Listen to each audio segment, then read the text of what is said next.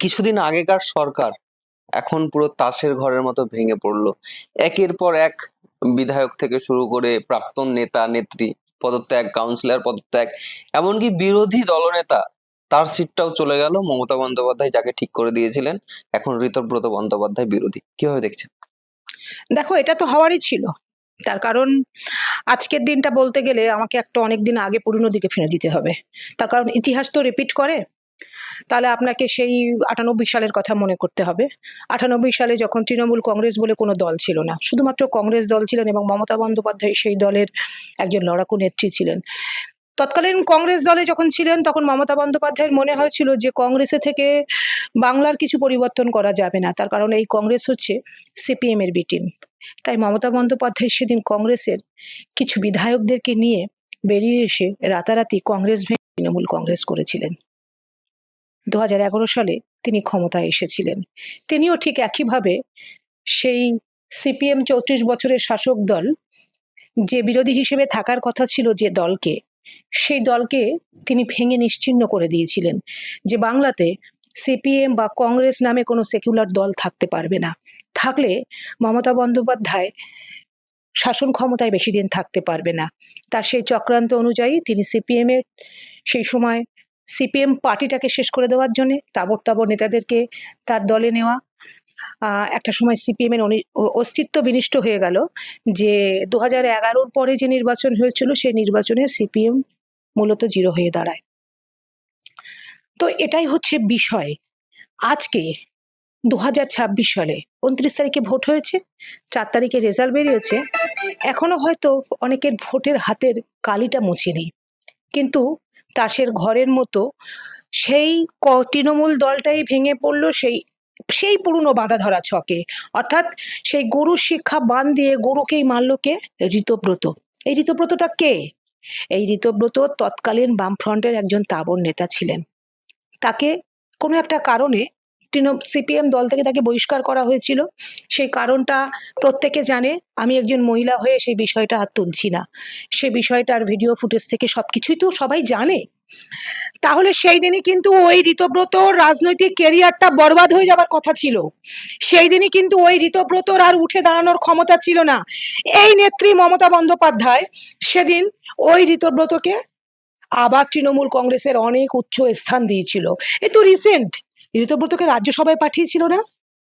তাহলে নেত্রী মমতা বন্দ্যোপাধ্যায় কোনো একটা দলকে শেষ করার জন্য যখন উঠে পড়ে লেগেছিল, ঠিক একই ইতিহাস ঘুরে এলো আজকে ঋতব্রত বন্দ্যোপাধ্যায় তৃণমূল কংগ্রেসের দলের প্রতীকে যারা দাঁড়িয়ে মমতা বন্দ্যোপাধ্যায়কে শো আপ করে যে ৮০টা বিধায়ক হলো, সেখান থেকে কম করে ৬০খানা বিধায়ক আজকে ঋতব্রতর সাথে চলে গেল এবং তৃণমূল ভেঙে হয়ে গেল নব তৃণমূল।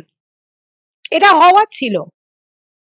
তার কারণ আবারও একই কথা বলবো, মমতা বন্দ্যোপাধ্যায় যাদেরকে সামনে রেখে এগোতে চেয়েছিলেন তাদেরকে হয় মমতা বন্দ্যোপাধ্যায় চিনতে পারিনি, আর না হলে মমতা বন্দ্যোপাধ্যায়ের মনে একটা ভয়ঙ্কর হিন্দুত্বের রাজনীতি কাজ করছিল।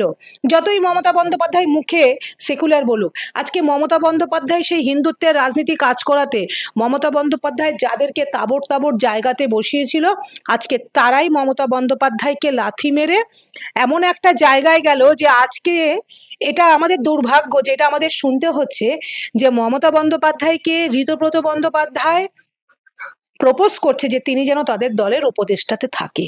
এটা বাংলার মানুষের দুর্ভাগ্য যে মমতা বন্দ্যোপাধ্যায় তৃণমূল কংগ্রেস দলটা তৈরি করেছিল, যে ঋতব্রতকে কিছুদিন আগে রাজ্যসভায় পাঠিয়েছিল, আজকে সেই ঋতব্রত তার দলের বিধায়কদেরকে নিয়ে নব তৃণমূল করে তিনি নিজে বিরোধী দলনেতা হয়েছেন। আজকে পশ্চিমবাংলার কি অবস্থা বলুন তো দেখি। সেদিন এক বন্দ্যোপাধ্যায়ের হাতে কংগ্রেস ভেঙে তৃণমূল কংগ্রেস হয়েছিল, দেখুন এই বন্দ্যোপাধ্যায় কিন্তু পিছু ছাড়ছে না। আজকে আবার এক বন্দ্যোপাধ্যায় তৃণমূল ভেঙে নব তৃণমূল করলো। কিন্তু সব থেকে দুঃখের বিষয় কি জানেন? আজকে বিরোধী শূন্য বাংলা। হ্যাঁ, কোথায় কে বিরোধিতা করবে? আজকে শাসক দল বিজেপির বিরোধিতা করার জন্য আপনার বিধানসভাতে কে আছে বলুন? কে বিরোধিতা করবে? কে সরকারের ভুলগুলোকে তুলে ধরবে? কোনো দেশে বলুন, কোনো রাজ্যে বলুন, যখন বিরোধী শক্তি এতটাই পুঙ্গ হয়ে যায় তখন একনায়কতন্ত্র চলে। বিরোধী শক্তি থাকার প্রয়োজন আছে। বিরোধী শক্তি শাসক দলের তলা করা ভুলগুলোকে আঙুল দিয়ে দেখিয়ে দেয়, বিরোধী শক্তি প্রতিবাদ করে। আজকে সেই বিরোধী কোথায়? তার মানে বলছেন এই যে ঋতব্রত বন্দ্যোপাধ্যায় আলাদা যে নতুন তৃণমূল গঠন করলো, এরা বিরোধী নয়, কখনোই হতে পারে না। তাহলে কি প্ল্যান্টেড বসানো? একদমই প্ল্যান্টেড, এটা হতে পারে না কখনো। এটা প্ল্যান্টেড, দিস ইজ স্ক্রিপ্টেড। তাহলে কি মহারাষ্ট্র মডেল পশ্চিমবঙ্গ? একদমই তাই হতে চলেছে, তাই হতে চলেছে। মহারাষ্ট্র মডেল পশ্চিমবঙ্গে হতে চলেছে। আজকে বলুন যে একটা দল, এটা আমি যতটা আমার বয়স, যতটা আমার জ্ঞান, যতটা আমি পড়াশুনো করেছি রাজনীতি নিয়ে, যে এত তাড়াতাড়ি ভোটের পরে একটা দলকে এভাবে ভেঙে যেতে পারে। তবে হ্যাঁ, এখানে একটা কথা ভীষণভাবে বলা দরকার।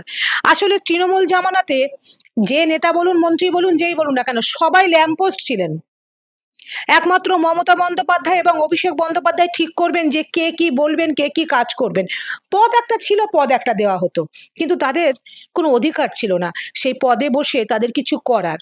যাই করতে হবে সেই পোস্টকেই জিজ্ঞেস করতে হবে ল্যাম্প পোস্টরা। তো আজকে মমতা বন্দ্যোপাধ্যায় সেই গাছেই ধুম করে করে দিলেন একজন বিরোধী দলনেতা। কাকে করলেন? শোভনদেব চট্টোপাধ্যায়কে। তাই শোভনদেব চট্টোপাধ্যায়কে বিরোধী দলনেতা করার আগে মমতা বন্দ্যোপাধ্যায় সেই ল্যাম্প পোস্ট মনে করেছে এদেরকে, যে আমি যা করব তাই হবে। কিন্তু আজকে মমতা বন্দ্যোপাধ্যায় ক্ষমতায় নেই। মমতা বন্দ্যোপাধ্যায়ের উচিত ছিল এই শোভনদেব চট্টোপাধ্যায় কি সত্যি বিরোধী নেতা হওয়ার, অবশ্যই তিনি শ্রদ্ধেয় ব্যক্তি, সম্মানীয় ব্যক্তি, রেসপেক্টেড মানুষ, কিন্তু তার কি সত্যিই এই বয়সে বিরোধী দলনেতা হওয়ার মতো পাওয়ারফুল হয়ে বাংলার মানুষকে মেনে নেবে? তাহলে আমার মনে হয় মমতা বন্দ্যোপাধ্যায় উচিত ছিল যে এই ৮০টা বিধায়কদের মধ্যে কথা বলে একটা দলনেতা ঠিক করার, বিরোধী দলনেতা। সেটা তিনি করেননি, কারণ ওই যে অভ্যাস যে আমিই ঠিক করব, আমিই সর্বসর্বা, আমিই ভালো মন্দ বুঝবো, এ তো হয় না। আজকে আমি যে ওয়াই চ্যানেলে যে মমতা বন্দ্যোপাধ্যায় ধর্ণা করলেন, ওনার সাথে কতজন ছিলেন? আপনারা তো স্পটে ছিলেন, কতজন ছিলেন? ৮ জন, খুব বেশি ৮ জন। বিধায়ক। তাহলে আমি ধরে নিলাম যে ৬০ জন মনে মনে ঋতব্রতর কাছে চলে গেছে। তাহলেও তো থাকে, তারা কোথায় ছিলেন? আজকে মমতা বন্দ্যোপাধ্যায় যখন ধর্নায় নামতেন, তখন মমতা বন্দ্যোপাধ্যায়ের চরম ভুল ছিল, তিনি কর্মীদেরকে কখনো গুরুত্ব দেয়নি।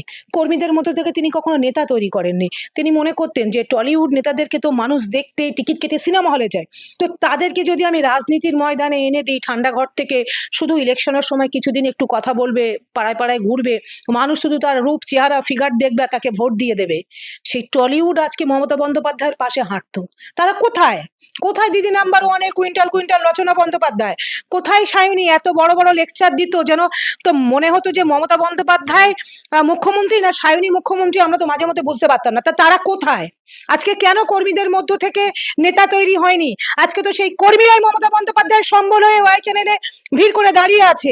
কেন দেখতে পেলাম না আমরা নেতাদেরকে? সেই পুরনো ছকে বাঁধা কিছু পুরনো দিনের সাথী, যারা কোনো রকম ভাবে বিশ্বাসঘাতকতা করতে চায় না, সেই তারা ছাড়া আর কে আছে মমতা বন্দ্যোপাধ্যায়ের কাছে? এই আমি একজন ছোট কর্মী, আজকে মিডিয়ার সামনে স্বীকার করছি যে একটা সময় তৃণমূল কংগ্রেস দলটা আমি পাগলের মতো করতাম। বারাসাত ব্লক 1 যখন আমাকে একের পর এক ভাবে কোণঠাসা করার চেষ্টা করলো, তখন একাধিকভাবে যখন দলীয় নেতৃত্বর কাছে জানিয়েছিলাম, তখন দল কেন আমাদের মতো কর্মীদের কথা, আবেগ, কষ্ট, যন্ত্রণা শোনার চেষ্টা করেনি? এগুলো অভিশাপ। এই অভিশাপে এই দলের পতন হয়েছে, এবং এটা হওয়ার ছিল। স্ট্র্যাটেজি বলছে এটা হওয়ার ছিল, সেটাই হয়েছে। ওই যে আবারও বললাম, প্রথমেই শুরু করেছিলাম যে ইতিহাস রিপিট হলো, এটা হওয়ার ছিল। এই যে পতন, এই পতনের পর আমরা দেখতে পাচ্ছি কংগ্রেস নতুন ভাবে জেগে উঠেছে, সিপিআইএম নতুন ভাবে জেগে উঠেছে, কিন্তু আপনি যেই দলটা করছেন, মিম, সেই দল আসার চেষ্টা করছে পশ্চিমবঙ্গে। আমরা দেখলাম যে ভোটেও আপনি দাঁড়ালেন বসিরহাট থেকে। তো এখন বর্তমান পরিস্থিতি কি, আপনারা কি আর কোনো নিচ্ছেন, কোনো ইনিশিয়েটিভ নিচ্ছেন? হ্যাঁ দেখুন, আসলেই যেটা বললেন যে কংগ্রেস আবার জেগে উঠেছে, সিপিএম আবার জেগে উঠেছে, এটা কিন্তু বাংলার জন্য খুব ভালো। আমি এমআইএম দলের একজন নেত্রী হয়ে বলছি, এটা ভীষণ ভালো। তার কারণ এই তৃণমূল কংগ্রেসকে আর সিপিএমকে জাগতে দেয়নি। এই তৃণমূল শুধুমাত্র বিজেপির ভয় দেখিয়ে, বিজেপি আসলে এই হবে ওই হবে, সেই বিজেপি কিন্তু এসেছে। বিজেপি যথেষ্ট ভালোভাবে আপাতত চালাচ্ছে, আমরা দেখতে পাচ্ছি। তো এই বিজেপির ভয় দেখিয়ে রাজনীতি, ভয় দেখানোর রাজনীতি, সন্তুষ্টির রাজনীতি, এই রাজনীতি যে বেশি দিন চলে না, সেটা কিন্তু আবার প্রমাণ হয়ে গেল। হ্যাঁ, এমআইএম দল, এই দল কিন্তু আপনার আমাদের বহরমপুরে আগামী 6 তারিখে আমাদের রাজ্যসভার মিটিং আছে, আমাদের ব্যারিস্টার ওয়েসির নির্দেশে সেই মিটিং হতে চলেছে। সেই মিটিংটা আমাদের 6 তারিখ বহরমপুরের কবির ব্যানকুয়েট হলে আমাদের হতে চলেছে। সেখান থেকে এমআইএম দল আগামী দিনে শক্তিশালী রূপে বাংলাতে লড়াই করতে চলেছে। আগামী পঞ্চায়েত ভোট থেকে শুরু করে আমাদের একটা লোকসভা ভোট আছে বসিরহাটে। সেই লোকসভা ভোট এবং আগামী লোকসভা ভোটে আমরা যথেষ্ট শক্তিশালী রূপে নামতে চলেছি বাংলাতে, এবং আমাদের বাংলায় রাজ্য স্তর থেকে পঞ্চায়েত স্তর পর্যন্ত আমাদের কমিটি তৈরি হবে। এবং আপনাকে বলে রাখি, এমআইএম এর যে কমিটি ছিল সেই কমিটি আমাদের সর্বোচ্চ নেতৃত্ব ব্যারিস্টার আসাউদ্দিন স্যার তিনি ভেঙে দিয়েছেন, এবং নতুন কমিটি তৈরি হবে।